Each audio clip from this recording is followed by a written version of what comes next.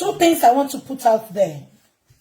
When Wunmi gave a narrative, Wunmi said there was a fight. And the people that was witnesses, yeah, they said there was no fight at all. So, Iboni Wunmi to bring out narrative where there was a fight. Eba mi diemu. Now, when you want argument about Canada visa, Shewe Party say Canada visa yẹn ti pẹ́. Tony wọ́n fún Mohbad ní Canada visa tí Wunmi ń bàjà. Bó wá jẹ́ pé Canada visa yẹn o, ló wá mú wọn gún pa o, kò yé mi. Now, that is not the bone of contention. But spending sọ pé òun gbọ́ tó argue tó sọ̀rọ̀ Canada visa. That is not the point now. Wọ́n nígbà tí Mohbad tó la ọwọ́ ring, ẹ lọ wo show tí Mohbad ṣe lórí stage ìjọ yẹn. Èmi ò rí ring lọ́wọ́ ẹ̀. Màá wá fídíò yẹn máa gbé síta. Ọwọ́ ẹ̀ yẹn bí ṣe tún fídíò yẹn wò tán. Ọdẹ ni, he wore a very big ring. So did he put on that ring after the show? We don't know. But honestly, spending sọ pé ring no fi crack ẹ̀yìn mọ́tò. And that was not in Ikorodu. Tí Wunmi sọ pé ó ti fọ́ glass mọ́tò. And that was not a side glass. It was a back, the behind one. And that was on the Ebute bridge. Ló ti ṣẹlẹ̀. Now, wọ́n nígbà tó wá ṣẹlẹ̀, wọ́n ní Mohbad wá fẹ́ ju Wunmi àti Liam síta. So he, throw them outside the car. Ẹ bá wá bèrè lọ́wọ́ Wunmi. Ẹ̀yin blogger Wunmi. Ẹ má jẹ́ ká fi ẹ̀tẹ́lẹ̀ ká palapalapa. Kí ló mú Mohbad tó fẹ́ ju Wunmi àti ọmọ ẹ̀ síta? Ẹ bá wá bí. Kí ló mú Mohbad tó fẹ́ ju Wunmi àti ọmọ ẹ̀ síta? Because ṣàwé pé ó ti fẹ́ máa align.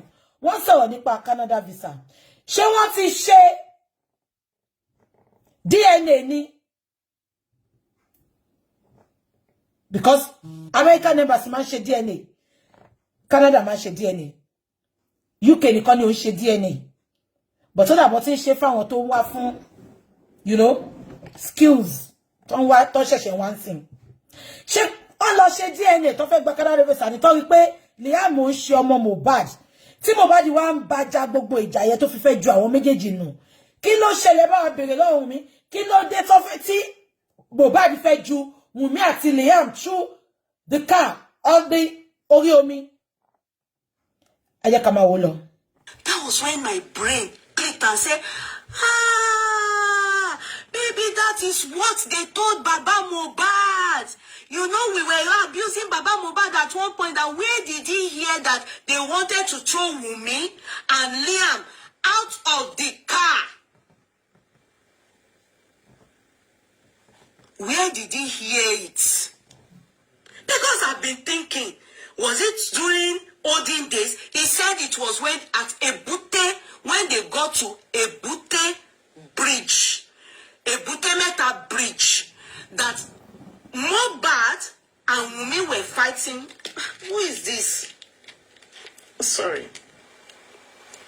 I'm sorry, please. And if you all can remember, the first interview Prime Boy had with TVC, Prime Boy said on TVC that day, Koto Are said, only Wunmi knows the truth.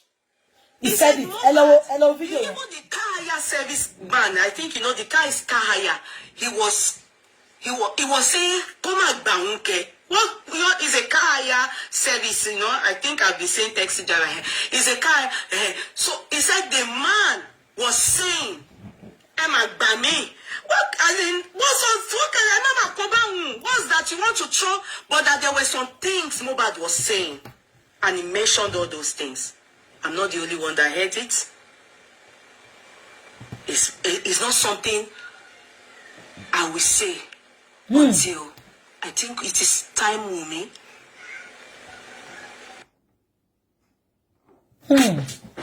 Ekuri said, Penny said a lot, and that she's not going to say it now until Wunmi goes out to say her truth.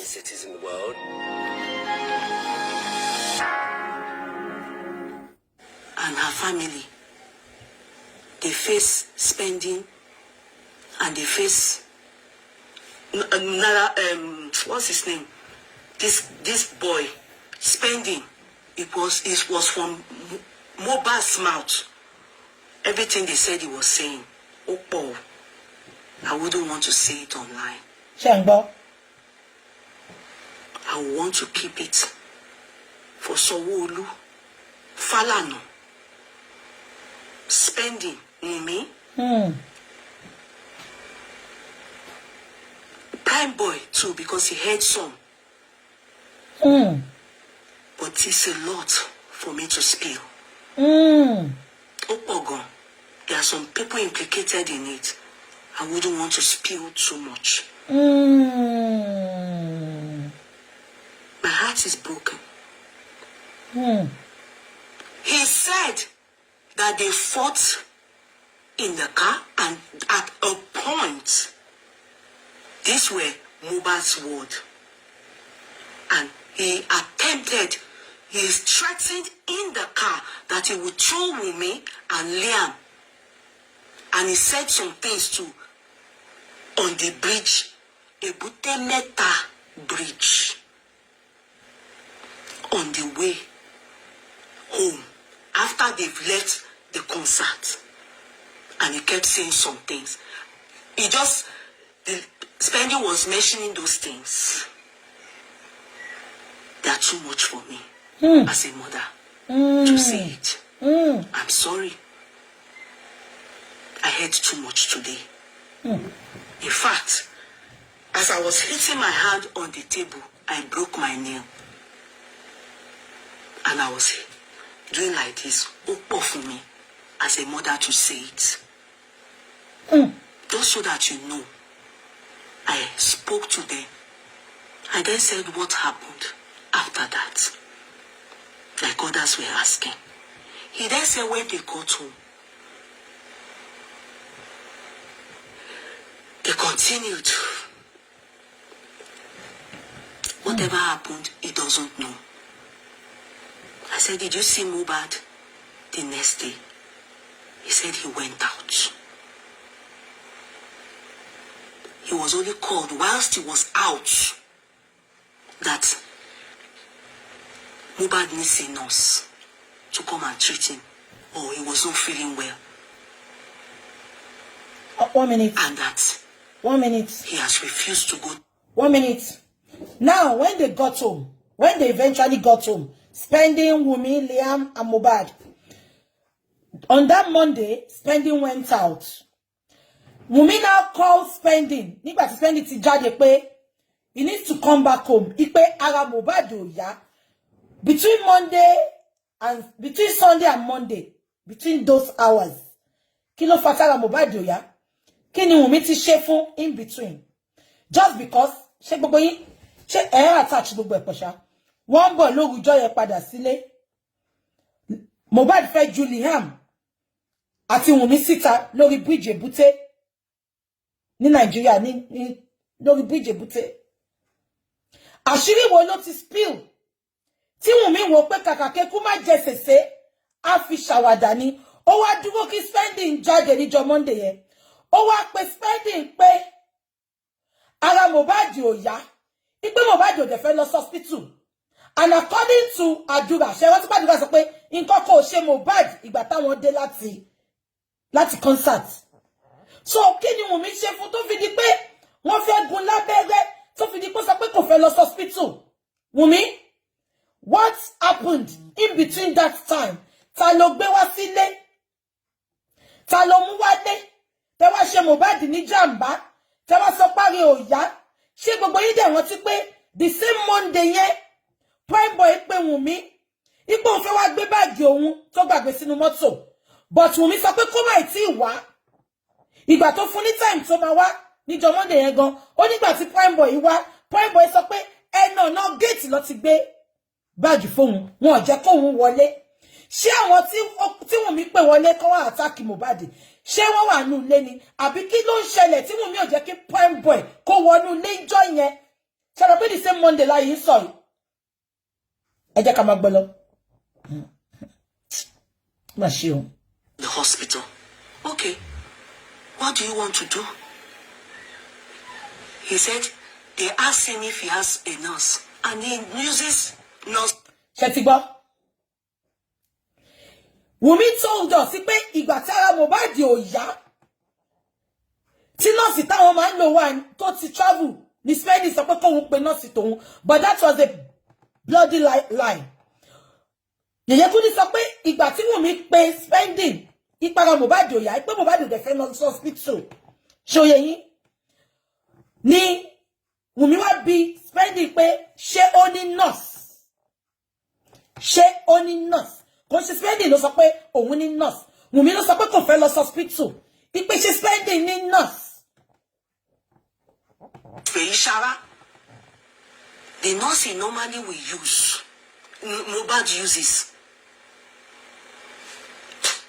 He asked them, have you people called? They said they've called, but that he doesn't know if they called anybody. But that they said Mohbad refused to go to the hospital. He then gave them Nurse Feishara's phone number. On giving them Nurse Feishara's phone number, in fact, he didn't even know there was follow-up or anything. It was Bismi that took the number from who is the DJ. I said, Bismi has already witnessed now in the court of, in the inquest. He said, yeah, the DJ. Remember, Bismi was the one that they told us was cleaning wound. Lifestyle told us was cleaning wound in the morning. If you remember, on Sunday morning, when Lifestyle said on his way out, he saw Bismi cleaning wound and he saw blood. You understand? So, I remember, Bismi. I said, okay. He said he doesn't know anything until he just heard that Mohbad is dead. Allahu Akbar. And surprisingly, he said it's his nurse that by Mohbad. I said, okay. We said, Can you imagine? When they called Spending said, Shorty pe nurse. Only Wùmí sọ pé àwọn ti pè. She gave an excuse. Only wa sọ pé, okay. Do you know maybe they called the nurse or not? Only I don't know. That was what Wùmí told me. I was not there. Spending was not there. He was out. Wùmí called. But Wùmí made us to believe that they were together in the house when Spending called his nurse. Now, when Wùmí said they've called their own nurse, she's not picking or something, she gave an excuse, which Spending did not know. Spending now said, I have my own nurse. Nurse Feishara. He now gave them the number. Now, my question is, what caused that wound? Officer pé wọ́n nu ẹ̀jẹ̀ láàárọ̀ ọjọ́ yẹn. Kí ló fa ẹ̀jẹ̀ tó ń nù yẹn? I don't know. Let's listen. okay. Auntie Oluyemi, good morning, my Auntie me. Thank you, ma. God bless you, ma. The nurse okay. Nurse Feishara. What happened? In this our life, nobody has ever died in our hand. Why did you then kill Mohbad? Why did you kill Mohbad? There is a setup for her. I said, how? Set up. All this explanation. I asked so. Spending. Sorry. Did you explain this to the police? Yes. In your statement? Yes. And they still detain you? Yes. Prime boy, this explanation, was it given to police? Yes. And they still detain you. So this was the statement you wrote? Yes. Now, nurse Feishara, what happened? That she was set up. No, you were the one that buy Mohbad now. Because they said you gave injection, lira. She said every injection she gave to Mohbad. In fact, she said she doesn't even know who is Mohbad. She doesn't know him. She doesn't know if he's a celebrity or anything. It's after they arrested her. I mean, her mother brought her. She said it was her mother that took her willingly to the place. That was when they knew that she's a celebrity. That she didn't know that it's a celebrity. She said when she got to the place, Mohbad was very weak. She met Mohbad weak on the bed. Between Sunday and Monday, very weak. Kill of her weakness. She said when she met him weak, she thought to herself, the first thing she can do is to give paracetamol. When she gave paracetamol, the paracetamol she gave is water paracetamol, not intravenous injection. No. So why did the police told us in their comments then intravenous injection? She said she gave us paracetamol first, but the police make us to understand that intravenous injection. The police are hiding something. What they're hiding, I don't know. I am now believing because why? Narrative me and nọ́ọ̀sì sọ nọ́ọ̀sì dẹ̀ confirm mi sí pé nǹkan tó ń sọ fáwọn ọlọ́pàá kọ́ nìyẹn. What is happening? Governor Sanwo-Olu, please, we are calling on you, sir. Governor Sanwo-Olu, please, you set up this corona inquest. Ever will see to the end of this. Please, something is not adding up. All Wumi's narrative never added up. Go add up, brother. What is happening? Because I kept on arguing with people. But what is surround the case? Something is happening somewhere. Let's listen to Yekudi. Now, remember when they said, Adura, did you see anything happen? He said there was a minor argument upstairs after they got back from Ikorodu. Minor argument upstairs was what Adura said. So that you will understand, when the boy said they fought in the car physically and all the things he was saying, when they got back home, they continued the fight. But Adura said it was a minor argument. But Adura was not in the car. Adura was in the back car. The back car. Where lifestyle was. To be sincere. Adura wouldn't have even seen any fight because there was not a fight at all between Prime Boy and Mohbad. There was no fight. Spending said it too.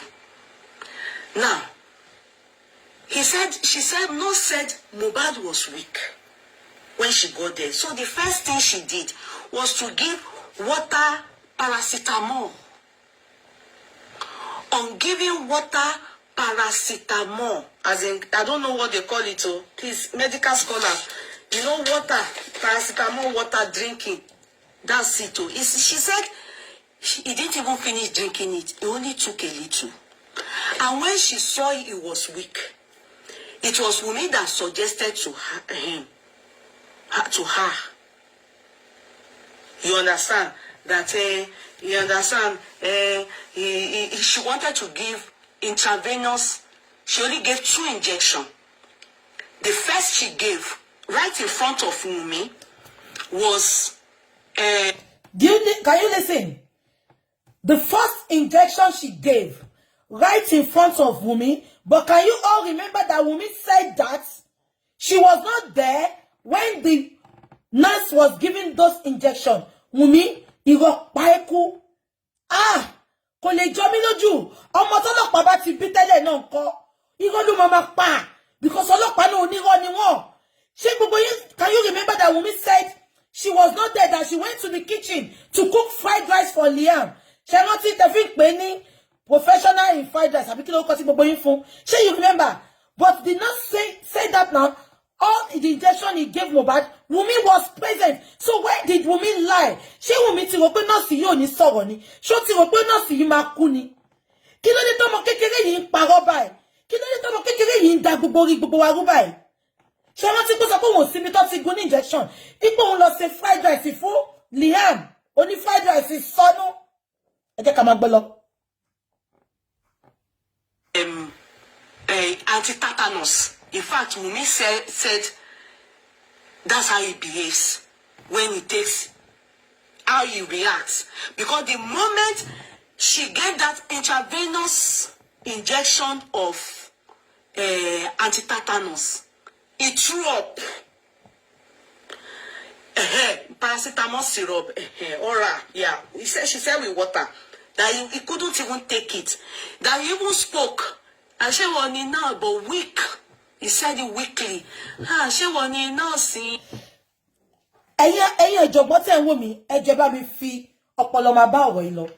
Why was Mohbad weak? Kini Wunmi fún Mohbad? Kí ló ṣẹlẹ̀? Ṣé Mohbad wọ aṣọ ìgbà tán débẹ̀? Kí ló ṣẹlẹ̀? Ṣé ìwòwò ni nurse ti rí Mohbad? Ẹ bá wa pè nurse yẹn. Yeye Kúdẹ́tì má bá wa béèrè àwọn question yìí.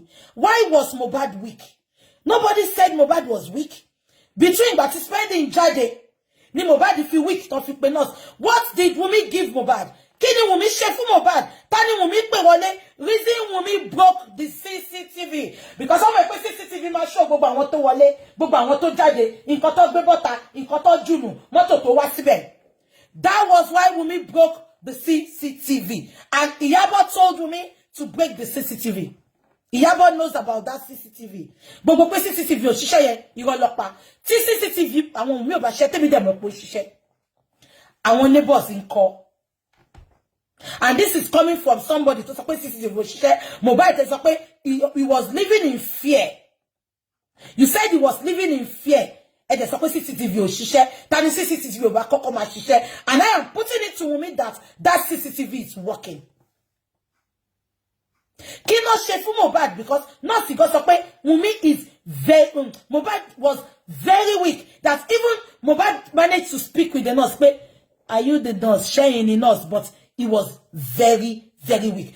So paraventure, he was not even knowing what is happening again. Beyond Pasara. Wunmi, what did you give to Mohbad? Olori Bukky Jesse, Black Widow. You know that he spoke in Yoruba to her. He spoke when she got there, but he was weak on the bed. So she said she gave the injection. When she gave the intravenous injection of anti-tetanus, the next thing, he threw up. When he threw up, he had goose pimples, that you could see the goose pimples. And he was so weak. And that was the first thing she gave. So when she gave that, Wunmi then said, that's how he behaves. She now went, brought water, cold water. Why giving Mohbad anti-tetanus when there was no wound? Because wound is not why you pay it took anti-tetanus. That was not a recent wound. Wound to take penny. Bella should have called juicy tape wound here. Love fipa. Shanti wound to teach our by. That was not the wound. Because some of the now one more back mirror motor. What's up the mirror cracked. That breaking of the back window did not give Mohbad wound. Wound tough suffer here. Why give Mohbad tetanus injection if there was no wound and if there was not something that they did to Mohbad that caused him bleeding? To feed the tetanus injection. Why the tetanus injection? And you know, sister, wanule address for me.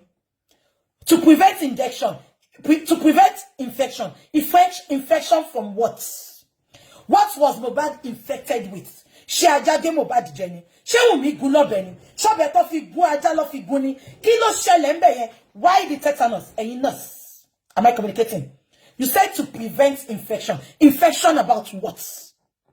Esope Mohbad weak. To e po re ni. E kon fun logun. She rire ma nje ki yan ni infection ni. Ejo, eyin ojogbon ten wo mi. Wunmi, ani to ba bonu e show lucky.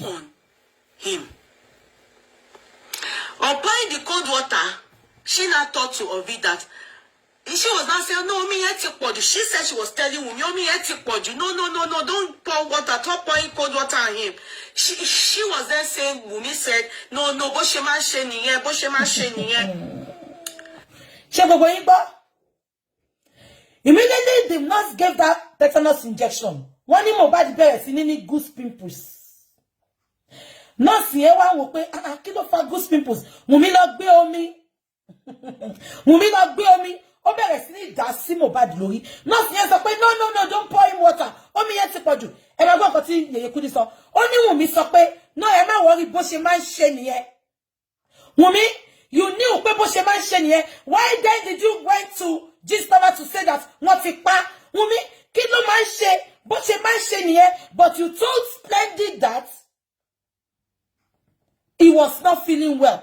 Ipe dẹ̀ ti ní kó lọ hospital. Ṣé rí pé irọ́ Wùmí ò align. Ó ti ní kó lọ hospital. Ó dẹ̀ tún sọ fún nọ́ọ̀sì pé bó ṣe máa ń ṣe nìyẹn. Bí Mohbad ṣe máa ń ṣe nìyẹn. Tó bá ti gun lábẹ́rẹ́ máa domi sí lórí. Bó ṣe máa ń ṣe nìyẹn Wùmí. Báwo ló ṣe ń ṣe? Tó bá ń ṣe bẹ́ẹ̀, ò ní pé Splendid pé ó sick. Wà á ti mọ bó ṣe ń ṣe. Bí nọ́ọ̀sì yẹn ṣe wọlé, wà á ti sọ fún pé bó ṣe máa ń ṣe nìyẹn o. Wùmí, bó o bọ́nú ẹ̀ ṣó lucky. Ẹ jẹ́ ká máa gbọ́ lọ. So she then decided that could it be that what was the hand swollen and everything, could it be that it's an infection too? Because Wunmi was one that suggested the anti-tetanus. So she still went ahead. Did you sit down? This is where this was where the nurse made the greatest mistake. Tabati nurse yẹn wọlé, ó deserve ebe yẹn. You called yourself a professional. Ibi tí mo ti ń ṣiṣẹ́ sìn, I know my job. I know what I was employed to do. Nobody, unless my senior, my manager, don't know Jumilo, don't ní làákàyè Jumilo. Nobody, tí ò ní experience iṣẹ́ mi, will not come and tell me what to do in my job. Am I communicating? Now, the nurse said it was Wunmi that suggested that they should give him tetanus injection. Ṣé Wunmi jẹ́ nọ́ọ̀sì ni? Ibi tí mo ti ní problem pẹ̀lú nọ́ọ̀sì yẹn nìyẹn. My job description, God bless you. Ibi tí mo ti ní problem pẹ̀lú nọ́ọ̀sì yẹn nìyẹn. Is it after the money appointment now? I'm not going to pick. After the money appointment, I'll call you later. Am I communicating? Nọ́ọ̀sì débẹ̀, ó ti mọṣẹ́. Nọ́ọ̀sì alábẹ́rẹ́ kú. Ó débẹ̀, ó ti mọṣẹ́. Why will Wunmi suggest to you? Ó sọ pé Wunmi lá fọṣẹ́ ńlẹ̀ náà. Oni tó bá ti tọ́ sẹ́nu báyìí, nǹkan tó bá sọ, ó bá jẹ́ alágbára, ó pa difficult kó tó má listen sí. Ṣé Wunmi jẹ́ nọ́ọ̀sì ni? Ló ṣe sọ fún nọ́ọ̀sì. Ṣé Wunmi ní experience nọ́ọ̀sì ni? Mo sọ pé tó bá yẹ pé nǹkan tó ṣẹlẹ̀ nìyẹn. Ẹ lọ fa Kàrímọ́ lọ́wọ́ dáadáa. Bí Kàrímọ́ ló sọ fún Wunmi kó sọ fún nọ́ọ̀sì. Because ibi tí nọ́ọ̀sì yẹn ti stupid nìyẹn.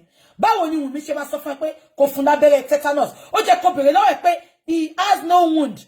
He has no infection. Why it's my tetanus? But instead, reverse was the case. You listened to Wunmi and you gave him tetanus injection. Why it's Wunmi o tetanus injection? Ìgbà tó mọ gbogbo nǹkan tó máa ń ṣe Mohbad. Ìgbà tó mọ abẹ́rẹ́ tí Mohbad máa ń gbà. Why calling the nurse? Why wait for the nurse for 2 days if it was not a setup? When Wunmi knew that abẹ́rẹ́ tetanus tó máa ń gbà, why tí o ṣe gbé lọ sọ sí ìgbà wọ́n sọ pé ó tún ti ń ṣe kíní yẹn o, abẹ́rẹ́ tetanus tó máa ń gbà? Why did that nurse listen to Wunmi? Ibi tí mo ti ní problem pẹ̀lú Wunmi nìyẹn. Pẹ̀lú nurse nìyẹn. Wunmi is not a nurse. Ó dàbí kí n lọ look after tó ní end of life fún sí ni. Mo délé ẹni tó ní end of life. Tí mo mọ gbogbo nǹkan tí máa ṣe tí máa fi look after. Ṣó ti yé yín? End of life patients. Am I communicating? Now, mo wá débẹ̀. Mo ti mọṣẹ́ tí mo fẹ́ ṣe. Àwọn family tó wà nínú ilé pẹ̀lú ẹ̀ because a máa ń lọ sílé wọn lọ look after wọn ni. Àwọn family tó wà nínú ilé tó ní end of life tí mo fẹ́ lọ look after yẹn. Àbẹ̀ tó ní complex care tí mo fẹ́ care fún. Tó wà complex tí nǹkan tó ṣe wà complex gan. Tí mo ti mọ gbogbo nǹkan tí máa ṣe. Tó ti train me. That is why we are always trained in England. So that you know your job description. You follow it and you deliver. Even if there is a mistake, you'll be able to back yourself in the court of law. Am I communicating? Now, mo wá dé Anthony end of life. Anthony need end of life care. Mo wá délé. Mo wá rí tó ń ṣe bákan. Àbí kò tí mo sọ yẹn, mo ti mọ nǹkan tí máa ṣe because mo ti ní care plan mi. Mo ti mọ gbogbo nǹkan tí máa follow, tí máa fi deliver good job fún. Màmá àbí bàbá ẹ̀ wá dé. Oh, no. But she might say, Jesse, can you please, can you give him Movicol? Can you give him omeprazole? Can you give him, can you give him kiniko? Will I listen? I won't listen because I know my job. I am trained. I will follow the medication, the medication chart, her care plan. Am I communicating? What training? More procedures. And if anything should go wrong, the next thing I will do is to call the ambulance, the doctor, ambulance. Reverse is the case in Nigeria cases, Nigeria ambulance. If you know that is what is happening, we meet a little funeral tetanus. She will learn to live when nurse. If I have problem with her, Thomas Sope, Ejo Dini, my fair believe. Because when you call it, they could command, they could listen. Let's continue. Again and gave antibiotics. She named the antibiotic Olorinu. Oh yeah, maybe some people will write it, but me I didn't write. Me in the paro. Antibiotics. Those were the two things. And Wumi